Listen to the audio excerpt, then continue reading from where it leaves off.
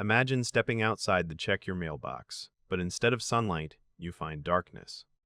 A wall of dust, taller than a skyscraper, is racing toward you.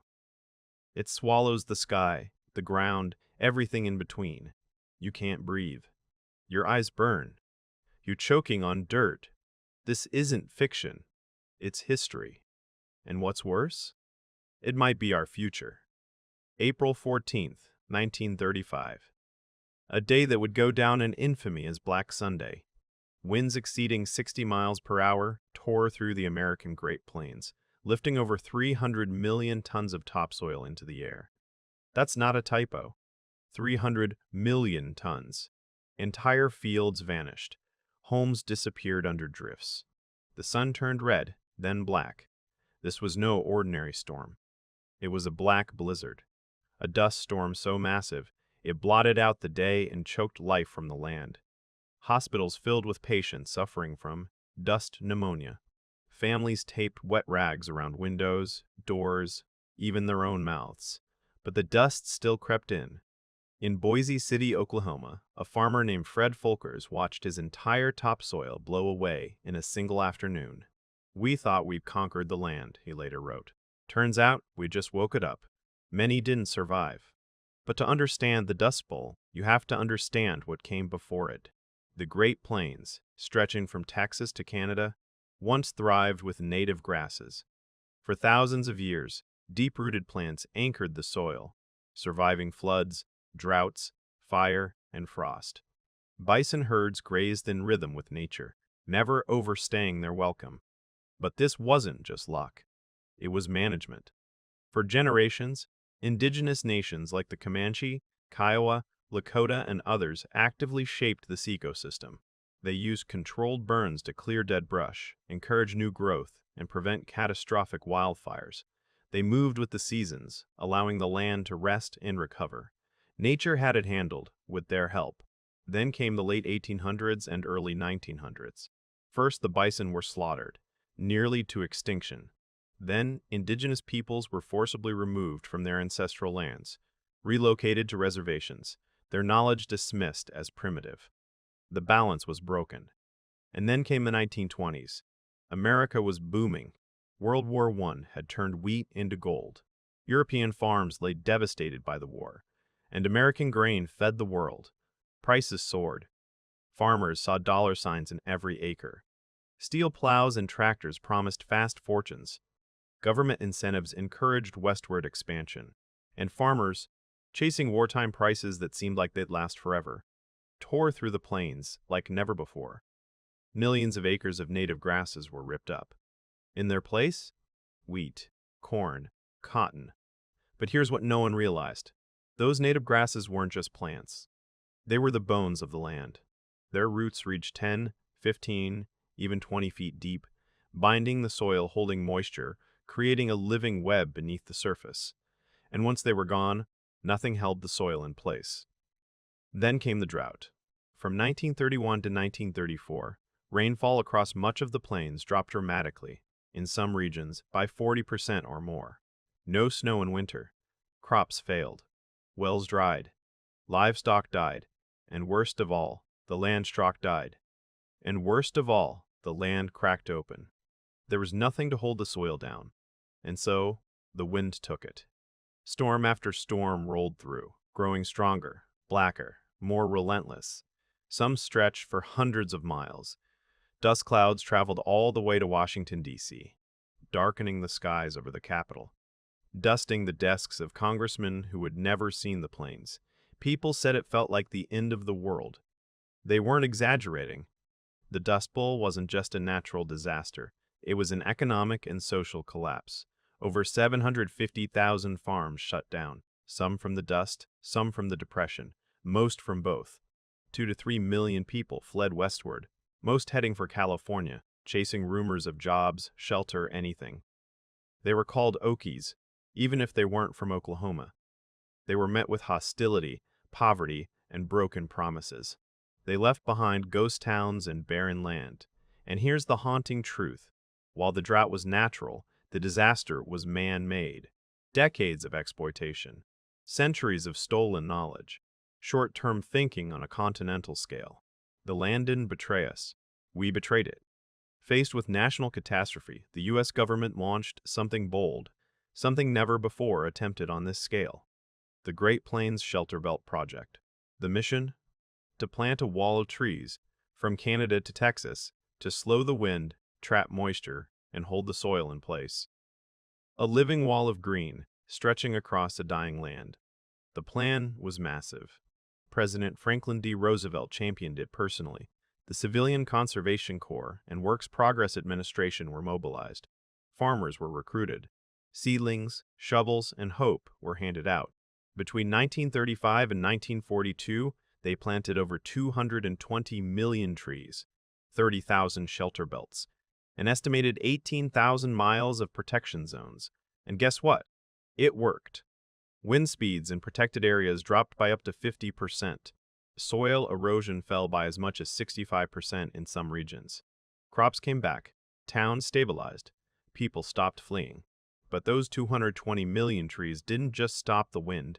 They pulled carbon from the air, storing it in roots that reached deep into the healing soil. They created microclimates that retained moisture. They provided habitat for birds and insects that hadn't been seen in years. The Great Plains began to heal, but healing takes maintenance, and that's where the plan began to unravel. In the 1940s, as rains returned and memories faded, funding dried up. World War II demanded resources. The urgency was gone. What once had yearly care, pruning, thinning, fertilizing, was reduced to every 5 years, then every 10, then barely at all. Trees died from neglect. Others grew wild, overcrowded, competing for water and light. One species in particular, eastern red cedar, sometimes called Virginia juniper, spread far beyond its intended boundaries.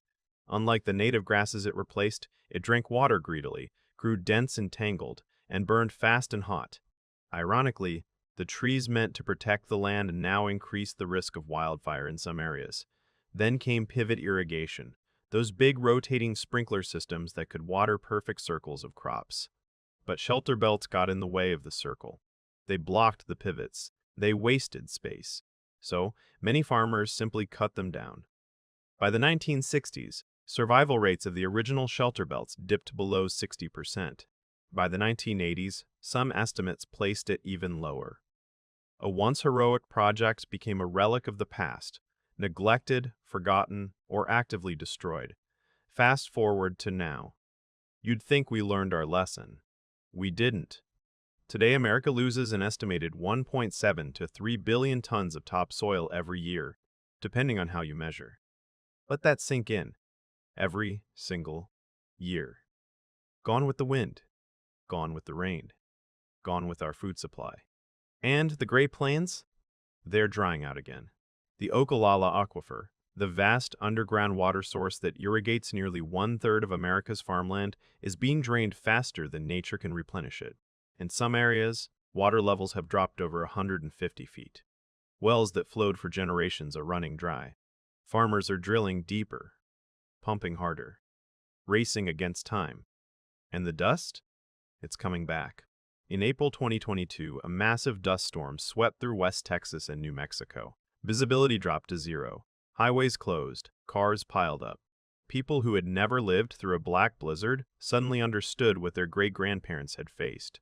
In 2023, Kansas and Colorado saw similar storms. Drought conditions across the plains reached levels not seen since the 1930s. The causes? Climate change, monoculture farming, overgrazing, urban sprawl, and the same short-term thinking that created the original Dust Bowl. Same mistakes, different century. But there's a twist. Once again, people are fighting back. With trees, with science, with regenerative agriculture, with the hard-won wisdom of the past. Government agencies like the Natural Resources Conservation Service, NRCS, are reviving the shelter belt concept, only smarter this time. Now we plant drought-resistant species, varieties bred to survive on less water, tolerate heat, and resist disease. We space them more effectively, preventing the overcrowding that doomed earlier belts. We integrate them with modern irrigation systems, working with the pivots instead of against them. These new shelter belts can still cut wind speeds by up to 50%. They trap snow in winter, creating natural reservoirs that boost spring soil moisture. They reduce evaporation. They increase crop yields on adjacent land by 10 to 20% in some studies. And critically, we've learned that shelter belts need ongoing care. The NRCS now offers cost-sharing programs, technical assistance, and long-term maintenance planning. Farmers aren't just planting trees, they're committing to stewardship. It's working, and it's spreading. In Nebraska, Kansas, Oklahoma, and Texas, new shelter belt projects are being funded every year. Young farmers, many of them grandchildren of Dust Bowl survivors, are leading the charge.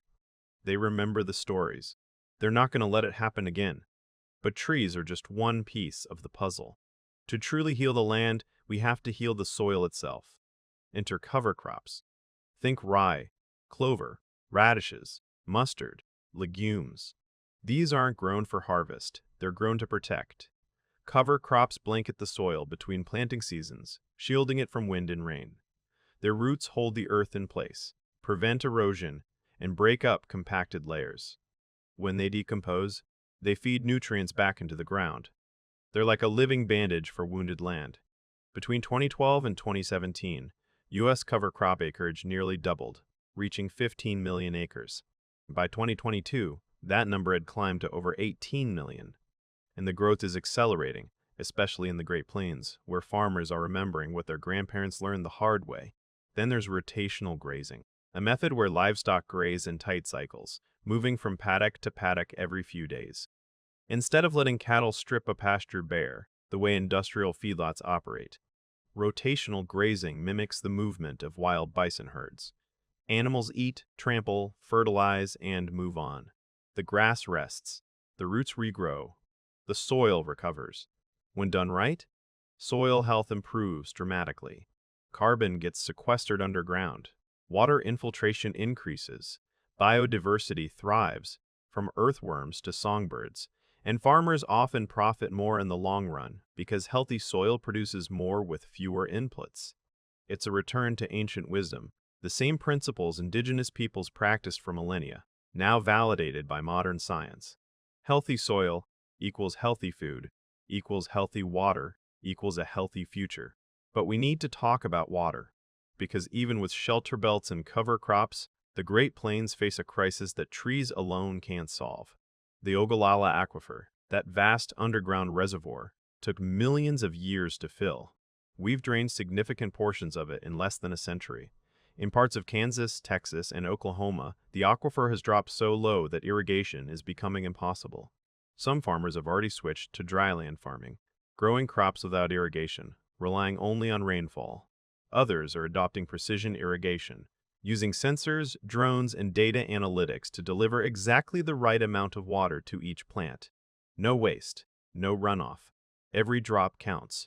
Some communities are experimenting with managed aquifer recharge, capturing rainwater and snowmelt, channeling it into the ground to replenish what's been taken. These aren't silver bullets. The Ogallala may never fully recover in our lifetimes, but every acre of healthy soil, every shelter belt that traps snow, every cover crop that increases water infiltration, it all adds up. We can slow the decline. We can adapt. We can buy time for future generations. But only if we act now. Now maybe you're thinking, I'm not a farmer. I live in a city. Why should I care? Here's the reality. If the soil goes, everything goes. No soil equals no crops. No crops equals no food. No food equals no society. It's that simple. Soil isn't just dirt. It's a living ecosystem, teeming with billions of microorganisms, fungi, insects, and worms. It filters your drinking water. It grows your vegetables. It absorbs carbon from the atmosphere, helping regulate our climate. Soil literally holds the world together. And here's the uncomfortable truth. You're connected to the Great Plains, whether you know it or not. That bread you had for breakfast? Probably made from plains wheat. That steak you grilled last weekend? Likely from cattle raised on plains grass, drinking Ogallala water. That cotton in your shirt? Much of it grown in Texas and Oklahoma. The Dust Bowl didn't just devastate farmers. It sent shockwaves through the entire American economy. Food prices spiked. Supply chains collapsed. Refugees flooded cities that couldn't absorb them. If it happens again, at scale, we'll all feel it. We nearly lost the soil once, and we're inching dangerously close again. But here's the hopeful part. The Dust Bowl didn't just teach America, it taught the world. Inspired by the U.S. Shelter Belt Project, countries around the globe launched their own ambitious reforestation efforts. China's Three North Shelter Forest Program, launched in 1978, aims to plant a Great Green Wall of trees across northern China, holding back the Gobi Desert. It's the largest reforestation project in human history, targeting 400 million hectares by 2050. Results are mixed. Some areas have thrived. Others have struggled with water shortages and poorly chosen species. But the ambition is undeniable. China learned from our mistakes and is adapting in real time. In Africa, 11 nations are working together to build the Great Green Wall, an 8,000-kilometer band of trees and vegetation stretching across the entire continent, from Senegal to Djibouti. The goal? To hold back the Sahara Desert, restore degraded land, create jobs, and provide food security for millions. As of 2023, roughly 18 million hectares have been restored. Ethiopia alone has planted over 5 billion trees. These aren't pipe dreams. They're happening. Right now. And they started in part because of what happened in the 1930s. Because of the trees. Because of the shelter belts. Because people refused to give up on the land. Across the Great Plains today, a new generation is rising. Young farmers who grew up hearing stories from their grandparents. Scientists who've dedicated their careers to soil health. Activists who see regenerative agriculture as climate action. Indigenous communities reclaiming their ancestral knowledge and teaching others. They're not just planting trees, they're rebuilding ecosystems. Organizations like the Land Institute in Kansas are developing perennial grain crops, plants that don't need to be replanted every year, whose deep roots hold soil and sequester carbon. Groups like Kiss the Ground are educating millions about regenerative agriculture through films, workshops, and advocacy. The Savory Institute is training ranchers worldwide in holistic land management, the same rotational principles that indigenous peoples practice for centuries. And thousands of individual farmers, without fanfare, without headlines, are quietly changing how they work the land, planting cover crops, reducing tillage, integrating livestock, thinking in decades instead of seasons. They're proving that agriculture doesn't have to be extractive. It can be regenerative. Across the plains, many of those original 1930s shelter belts still stand. Weathered, gnarled, some barely alive. But they're still here. They are living monuments to a fight we once won, to a generation that faced catastrophe and refused to surrender. And today, a new generation is picking up the torch, planting again, farming differently, listening to the land instead of exploiting it. This isn't just about crops. It's about legacy. It's about leadership. It's about realizing that fixing what's broken isn't just possible, it's necessary. So what can you do? 1. Learn more. Watch documentaries like Kiss the Ground or The Biggest Little Farm. Read about regenerative agriculture. Understand where your food comes from. 2. Vote with your wallet. Support farmers and brands committed to soil health. Look for regenerative, organic, and locally sourced options when you can. 3. Advocate. Support policies that fund conservation programs like the NRCS. Contact your representatives. Push for agricultural reform that rewards stewardship, not just yield. 4. Spread the word. Share this video. Talk to your friends and family. The Dust Bowl is largely forgotten, but its lessons have never been more urgent. 5. Get involved. Organizations like the Savory Institute, Kiss the Ground, the Land Institute, and local soil conservation districts are always looking for volunteers, donors, and advocates. The next time you drive past a dusty field, look closer. That green strip on the horizon, it might be part of the greatest environmental comeback story in American history. And the battle for the soil, it's not over. In fact, it's only just begun.